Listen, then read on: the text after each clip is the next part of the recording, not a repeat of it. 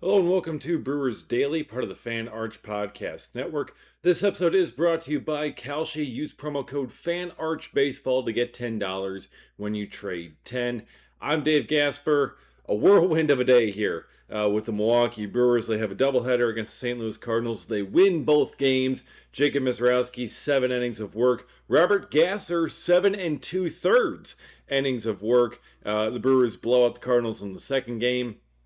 Get a position player pitching, a whole bunch of good stuff. The Brewers have already won the series here against the St. Louis Cardinals. They have taken the first 3 games, and they are on a roll here, which is fantastic to see. But there was a lot of other news that led up into all of this. So kind of as yesterday's show was, going live, all of a sudden we're seeing all these rumors and other things happening about what the Brewers are going to be doing in terms of making a roster move. And what the Brewers ended up doing was a bit different than what we were all anticipating. Now, the first news is obviously Luis Lara. That is the first report that we ended up getting. Luis Lara getting the call up from AAA. The Brewers signed him to a contract extension last month. 7 years, $31 million guaranteed. He gets signed. He now gets the call to join the big league roster. A little bit confusing, a little bit interesting because we figured David Hamilton would be going on the IL. So it's like, okay, well, probably an infielder because that would make sense. But instead, it's an outfielder, and Luis Lara gets placed on the roster as Blake Perkins gets optioned down. Now, this is something that a lot of people have been calling for quite some time. But with Blake Perkins having a very limited role to begin with, if Lara were to take that role, it's like, okay, where are you going to fit him in? Where is Luis Lara going to get the at-bats? Because Sal Frelick had a great month of June. He's been playing incredibly well. Garrett Mitchell has been playing really well as of late. Jackson Chourio had a 10 home run month in June. He's been playing really well. Churio's not going anywhere. So you got 3 pretty regular outfielders who are deserving of plenty of playing time. You also have Jake Bauers, who's trying to get a bunch of playing time out there as well, because you want to keep his bat in the lineup. And you also want to keep Andrew Vaughn's bat in the lineup because he's been having a phenomenal season. So it's kind of interesting how the Brewers are going to try and make this all mix and fit here, and where the loss of playing time is going to come for someone. Is Luis Lara going to be a part-time guy? Is, Sal Frelick or Garrett Mitchell going to be moved to more of a part-time role, despite how well they've been playing? So that does kind of make for a very interesting fit here as things go along for this little bit of a stretch here until the All-Star break. Luis Lara did not play in Game 1 of the doubleheader, but he was in the lineup for Game 2. Made his MLB debut and looked phenomenal. Gets his first hit, first RBI, first run scored. Luis Lara looking really good out there in his first career Major League game. So it's like, okay, great. I mean, obviously, Luis Lara was talented enough. He's been talented enough for a little bit to make this big league roster. It's just a matter of where is the fit? Where are you going to get him in to get some regular playing time? And I think the Brewers have maybe just said, okay, that's enough. We've seen enough. He's deserving of being on this roster. We will figure out the playing time situation as we go along. Perhaps that's what it is. Perhaps that's what we'll see them end up doing and try and mix and match and shuffle some things around. But odds are Luis Lara is going to be getting a decent amount of playing time, so that means that's going to come from somebody else. Someone else is going to be getting fewer at-bats than they have been. And in that outfield group, all those guys have been playing well, so it's hard to take at-bats away from any of them. So that's where maybe I wonder if we could revisit the Sal Frelick at third base possibility, because then you look at the infield situation, and what do the Brewers do? Not call up an infielder, because David Hamilton does get placed on the injured list. Gets the MRI on the hamstring. Turns out to be very minor, but still they're going to give him some time there. They're hoping it's going to be kind of a closer to minimum stint for David Hamilton. First time he's really had a hamstring injury, which for being a speedster, the hamstring's very important to his, success. So I'm obviously with his speed, he keeps them in great shape. So first time he's ever really had that kind of injury. but they're hoping it's going to be somewhat minor, and it could be a relatively minimum stint. But even so, place him on the IL, and they call up Greg Jones for some reason.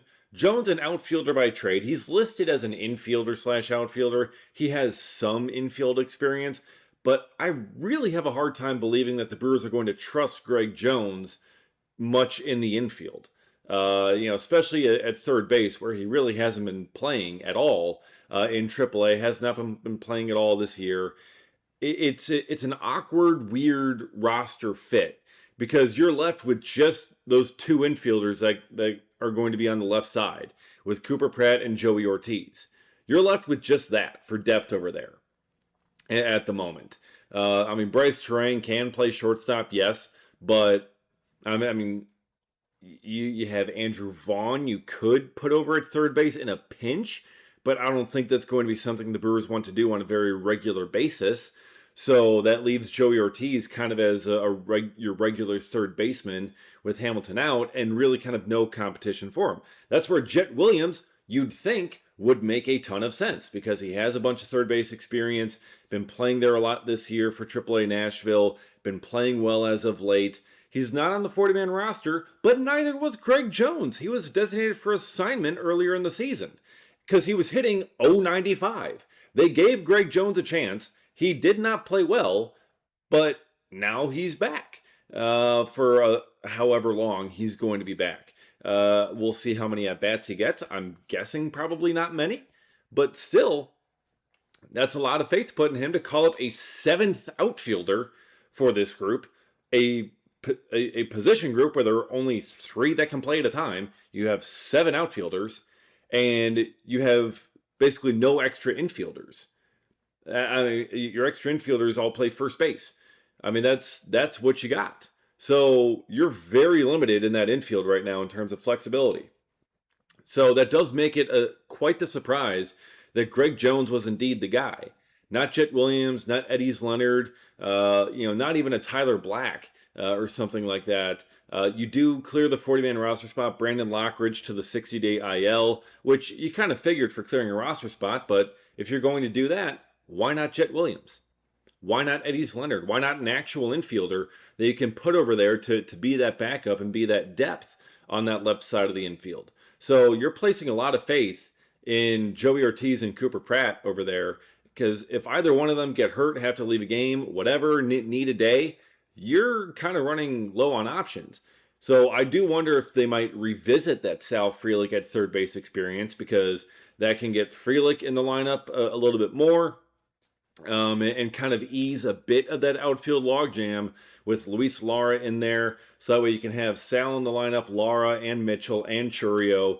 And you can still get, Bowers, Vaughn. You can get Yelich in there as well. But still, the positional grouping of these guys, it's going to be very hard. There's going to be someone kind of left out each night with how they can possibly make this work, even if you do put Sal over at third. So it's an interesting kind of setup that they have here. I'm not sure how long this setup is going to last. I can't imagine it's going to be super long because you are so extra deep in the outfield and so shallow in the infield. It doesn't present like a long-term solution. But you also have the All-Star break coming up here at the end of the week. So perhaps, then we'll see some shuffling around and some changing. But Greg Jones getting the call, that is out of left field. That is out of nowhere. I don't think anyone anywhere was predicting that Greg Jones would be the choice to come back up with the David Hamilton IL stint. So like if you want to look at me just kind of being like, hey, you didn't think Greg Jones.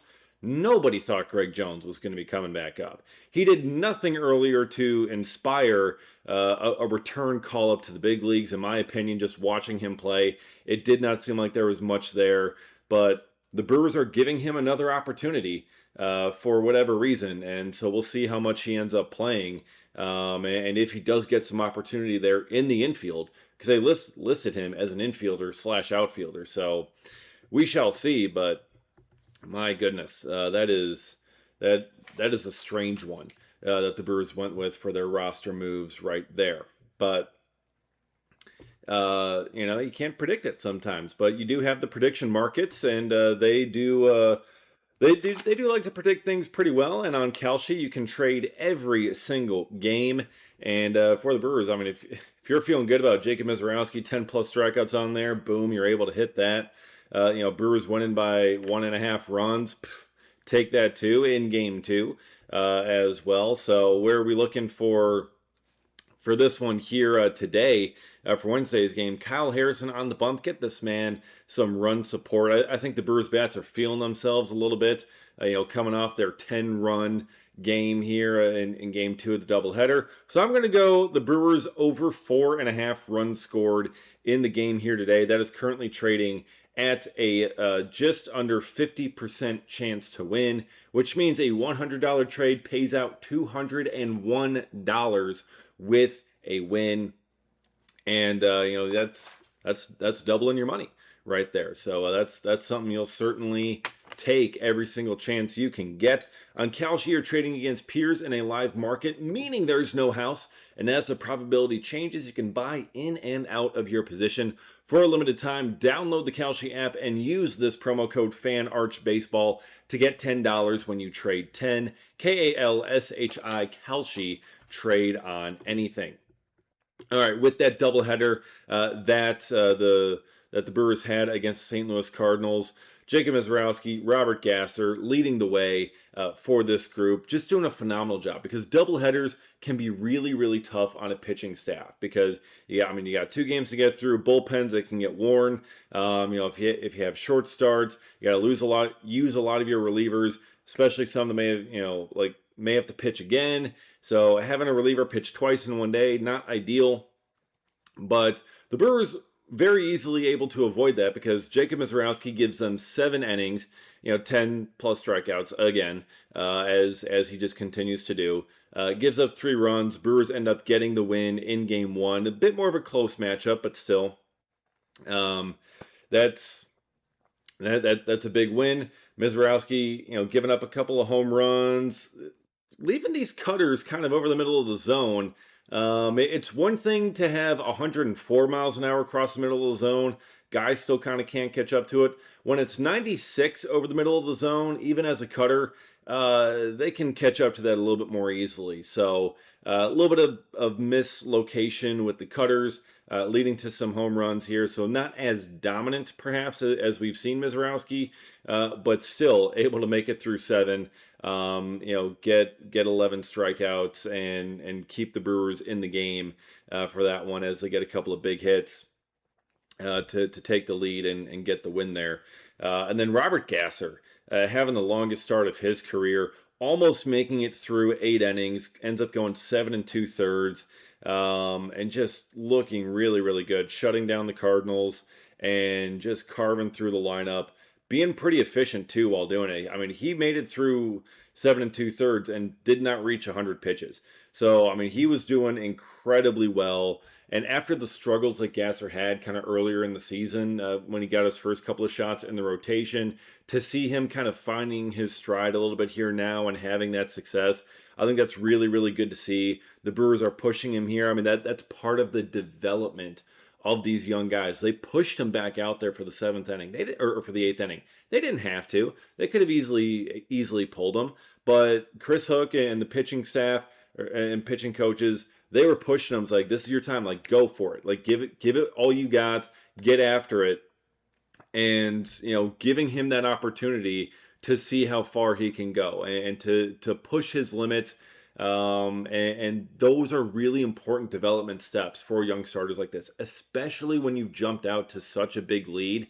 You can kind of afford to take those kinds of liberties and risks for the development of those players. If that were a 3-2 game into the 8th inning, they might have approached it a little bit differently. But when it was a 10-2 game, it's like, okay, we can kind of take our time, give him a shot here, until you kind of reach that point where it's like, okay, he's got nothing left, he's done, take him out, bring on Craig Yoho and finish this game out of here. So, really, really great job by the Brewers in this doubleheader to get the sweep, and it was everything you could hope for, especially there in Game 2, with getting Luis Lara in there, the success that he had, a bunch of guys coming through offensively, Joey Ortiz coming through, as well. And Joey Ortiz, honestly, like, this dude looks to be thriving since the move back over to third base, because I mean he's been the shortstop for a while. His first year in Milwaukee, he was at third base because he had Willy Adames as the incumbent shortstop.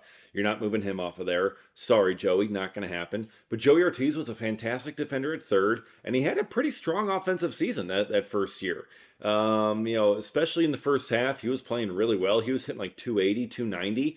Then he had a bit of a neck injury he was trying to play through, was out for a little bit, came back, and just kind of wasn't really the same hitter after that. And then he gets moved to shortstop full time. The offense takes a step backwards, as it kind of has for the past couple of years. But since moving back over to third, Joey Ortiz, I mean, he's been a phenomenal defender over there. He might be a better defender at third than he is at short. And he's a great defender at short. But he has been making some phenomenal plays and looking just fantastic over at third base. And we're seeing the offense take a step forward now for Ortiz. Especially of late here. I mean, having another big game, big day here with the doubleheader with a couple of hits. I mean, his batting average on the season now is up to 224. So considering where he was not too long ago, below 200, to be up at 224, that is quite the improvement for Joey Ortiz. And over his last 15 games, so since right around the time Cooper Pratt came up, and Joey Ortiz was moved over to third base as his primary position, over his last 15 games, Joey Ortiz is hitting 289. He's got a pair of homers, 8 RBIs in that one. He's 13 for 45 in that stretch. And over his last 7 games, Joey Ortiz is hitting 421. He's got an OPS over 1,000 in his last 7 games. I mean, he's got the home runs, he's got the X-base hits. I mean, he is coming through in some big moments. So he's getting the hits. He's looking a lot more confident at the plate. He's having much better at bats, and he's playing great defense over at third. I think third base is his position. He is thriving there.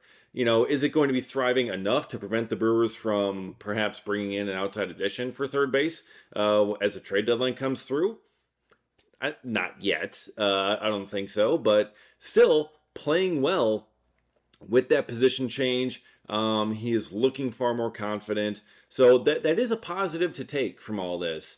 As we get into trade season, will the Brewers do something else for that position? Because that still kind of is the most problematic one on their roster, where they don't have necessarily an immediate replacement at that position. Because if they did, they would have called up that immediate replacement instead of Greg Jones for whatever reason. If Brock Wilken were ready, they would have called him up, but he's not. If Jet Williams were ready, they probably would have called him up, but apparently, for whatever reason, the Brewers have decided Jet Williams is not ready for the big league level. So if Williams is not ready yet, and Wilkins not ready yet, you don't really have, like if there was any third baseman that they felt was ready, they would have called him up at this moment with David Hamilton on the IL.